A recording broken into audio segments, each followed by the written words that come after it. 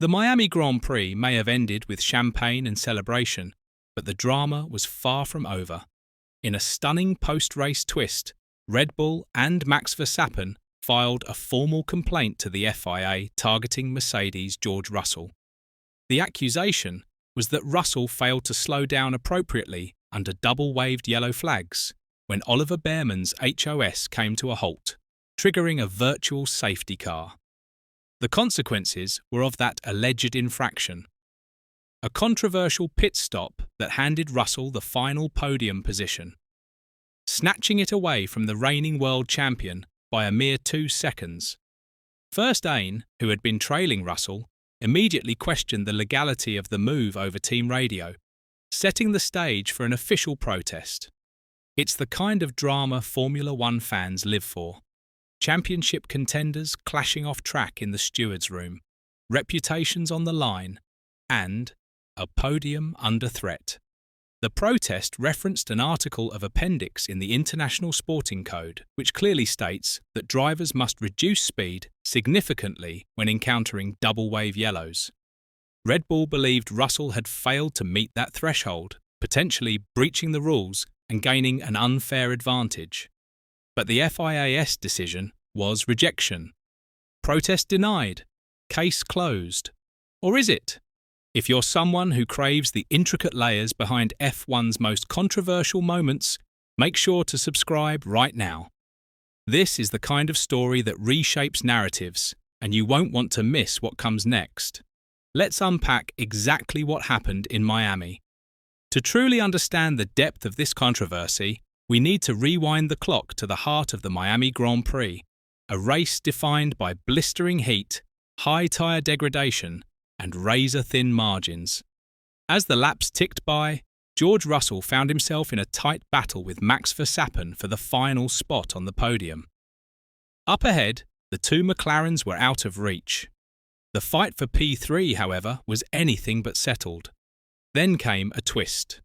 On lap 28, the race was neutralised when Oliver Bearman's H suffered a mechanical issue, grinding to a halt just off the racing line.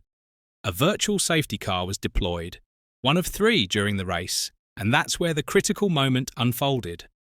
George Russell, just behind the incident zone, saw the yellow flags being waved and made a split-second decision to dive into the pits for a set of medium tyres.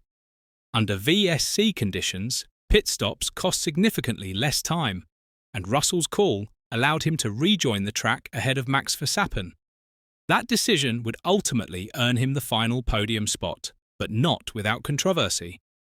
From the Red Bull pit wall and Verstappen's cockpit, alarm bells were ringing. Verstappen radioed his team immediately, questioning whether Russell had properly slowed under the yellow flags. It wasn't just a frustrated driver venting, it was a subtle yet pointed accusation, and it set the wheels in motion for what would become a formal protest to the FIA after the checkered flag. Let's now dig into the legal and technical layers that underpin this case. The ruling question is Appendix of the FIA's International Sporting Code. It states in no uncertain terms that under a double-waved yellow flag, a driver must reduce speed significantly and be prepared to change direction or stop. The key phrase here is reduce speed significantly. But what exactly does that mean? And more importantly, who gets to define significant? According to Red Bull, Russell's actions did not meet the threshold. While on-board footage and telemetry did show a throttle lift, Red Bull argued that this did not translate into a meaningful speed reduction.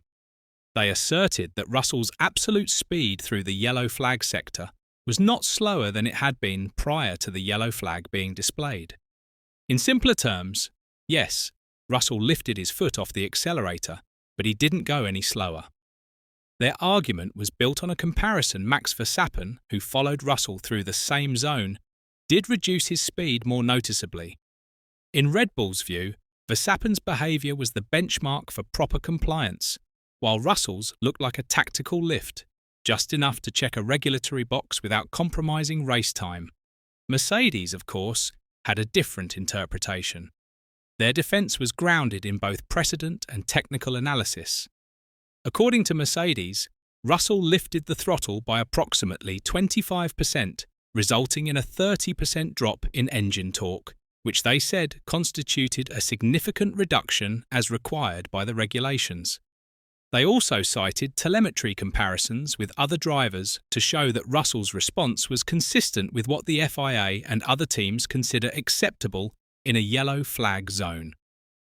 Furthermore, Mercedes argued that it is common practice, a critical term in F1 regulatory debates, for a driver to signal compliance by lifting the throttle rather than slowing to an arbitrarily low speed. They insisted that this protocol has long been understood between teams and the FIA, so unless a driver blatantly ignores a flag and maintains full throttle, a measurable throttle lift should suffice. Here's where the FIA stepped in and made a decision that could ripple through future interpretations of the rulebook.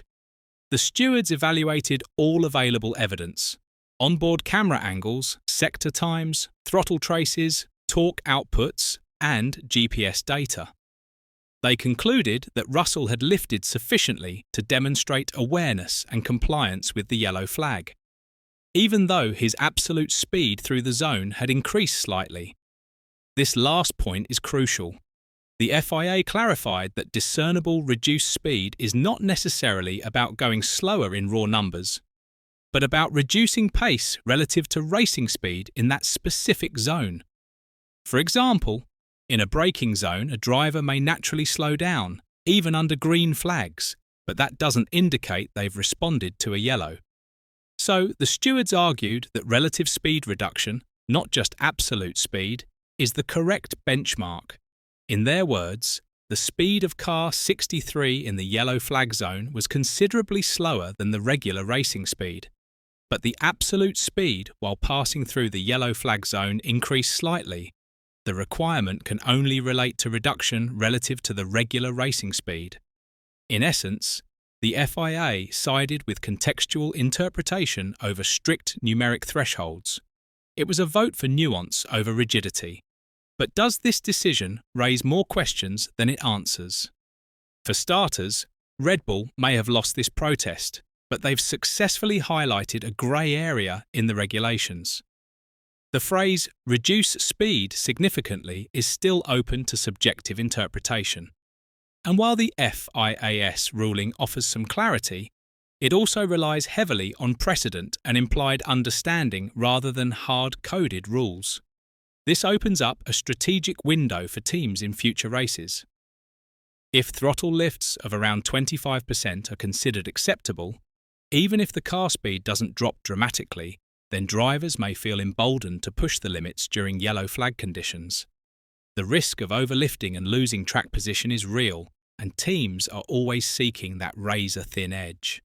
Furthermore, what does this mean for Verstappen's own actions? By Red Bull's logic, he drove more cautiously, reducing speed to a greater extent than necessary, thus losing time. One could argue that Verstappen penalised himself by being too compliant while Russell optimised the grey zone. In that case, the real issue isn't Russell's behaviour, it's the rule's ambiguity. There's also a psychological component at play. By filing the protest, Red Bull applied pressure, not just on Mercedes, but on the FIA. It's a form of political signalling, a way of saying, "We're watching. We're keeping receipts." Even if the protest didn't succeed, it may affect how similar incidents are judged in future, or how aggressively teams respond to yellow flag incidents. So, what do you think? Was George Russell lucky to keep his podium, or did the FIA make the right call? And will this ruling influence how drivers behave under yellow flags in the future? Let me know in the comments. The next controversy might already be brewing. Heat, heat.